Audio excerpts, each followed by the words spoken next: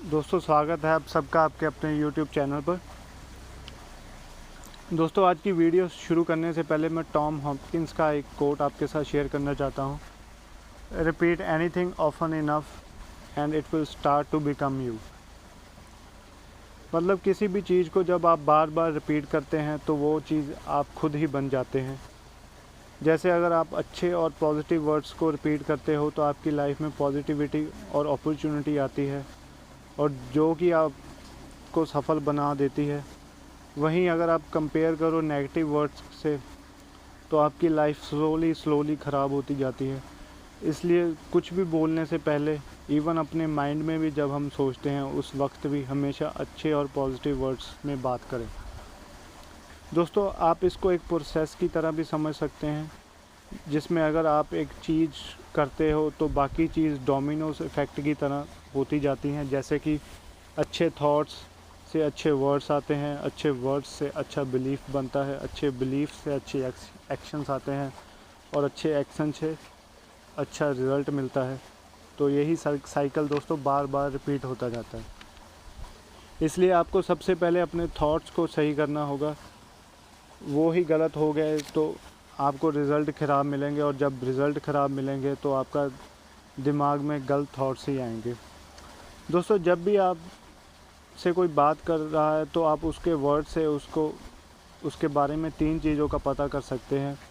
पहली चीज़ है state of mind, कि बंदा कैसे सोच रहा है। वो अगर वो ऑप्टिमिस्टिक है वो अच्छा सोचता है, जब वो पेसिमिस्टिक है वो बुरा सोचता है।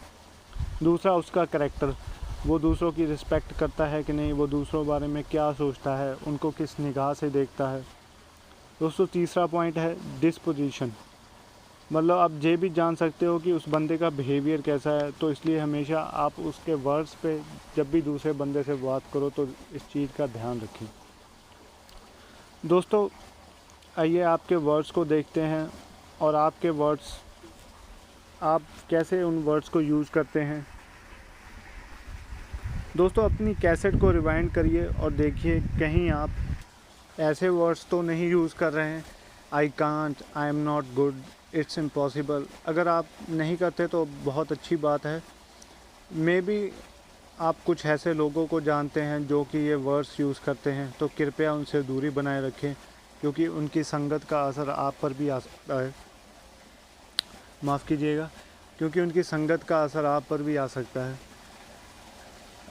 अब आगे चलते हैं दोस्तों, और देखते हैं कि आपको कैसे वर्ड्स यूज़ करने चाहिए। दोस्तों, तो आपको वो वर्ड्स यूज़ करने चाहिए जो आपको अपने गोल्स की तरफ लेकर जाएं, और स्पेशली इन 4 एस्पेक्ट्स में, जिसमें आप सबसे पहले उन वर्ड्स को इस्तेमाल करना शुरू कीजिए। जैसे सबसे पहला है आपके रिलेशनशिप्स दूसरे लोगों के साथ। जैसे कि मान लीजिए आपकी शादी होने वाली है और आप एक अच्छी लड़की या एक अच्छा लड़का ढूंढ रहे हो, तो अगर आप सबसे ये बोल रहे होंगे कि भाई सारे अच्छे लड़के या लड़कियों की तो शादी हो चुकी है, कोई अच्छा बचा नहीं है, और आजकल लोग सिर्फ एक दूसरे का फ़ायदा उठाने के लिए शादी करते हैं, तो आपको वैसी ही लड़की मिलेगी जैसे आप वर्ड्स यूज़ कर रहे हैं। तो इसके लिए आपको अच्छे वर्ड्स यूज़ करने होंगे, वरना आपका एक जब आपकी मैरिज भी हो जाएगी तो आप उस रिश्ते में इतना खुश नहीं रह पाओगे, और अपने होने वाले पार्टनर के लिए आपकी सोच भी बिल्कुल अच्छी नहीं रहेगी। तो इसके लिए अच्छे वर्ड्स यूज़ करना शुरू कीजिए। और दूसरा एस्पेक्ट है दोस्तों फाइनेंस। दोस्तों, आपने ज़्यादातर सुना होगा कि भाई मार्केट डाउन है, धंधा डाउन चल रहा है, इकॉनमी ख़राब है, हमारे देश का तो कुछ नहीं हो सकता, कंपटीशन बहुत है, या फिर आजकल कोरोना वायरस की वजह से बिज़नेस डूब गए हैं। दोस्तों, मैं मानता हूं कि कोरोना की वजह से काम पर बहुत ही बुरा इम्पैक्ट हुआ है, लेकिन वहीं कुछ लोग ऐसे भी हैं जो कि और भी अच्छे हो गए हैं, और भी आगे बढ़ गए हैं अपने बिज़नेस में। और क्योंकि वो लोग हमेशा मुश्किल हालातों में भी मौका ढूंढते हैं दोस्तों, वो हमेशा पॉजिटिव थॉट्स रखते हैं, अपने पॉजिटिव थॉट प्रोसेस का इस्तेमाल करते हैं कि भाई मेरे को इस मुश्किल हालातों में भी मौका कैसे ढूंढना है। जो मौका ढूंढेगा उसको मौका हमेशा मिलेगा दोस्तों। मेरे टीचर ने एक बात सिखाई थी कि आपको हर बिज़नेस में 5% ऐसे लोग मिल जाते हैं जो हमेशा सफल रहेंगे। उनको कोई फ़र्क नहीं पड़ता मार्केट कैसी चल रही है, कौन सा देश है, कौन सी सरकार है, वो हमेशा सफल रहते हैं क्योंकि उनकी पॉजिटिव थिंकिंग होती है। तीसरी चीज़ है दोस्तों करियर। दोस्तों अपने आप से एक सवाल पूछिए कि मैं अगले 5 साल में कहाँ होऊंगा, जब मेरी पोजीशन क्या होगी।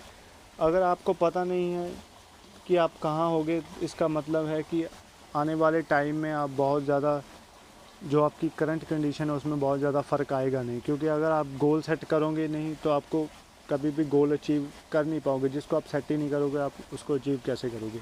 इसलिए सफल लोगों के पास बिल्कुल क्लियर गोल होता है कि भाई मैं अगले 5 साल में 10 साल में मैं कहाँ पर होऊंगा, वो वहीं पर पहुँच जाते हैं दोस्तों।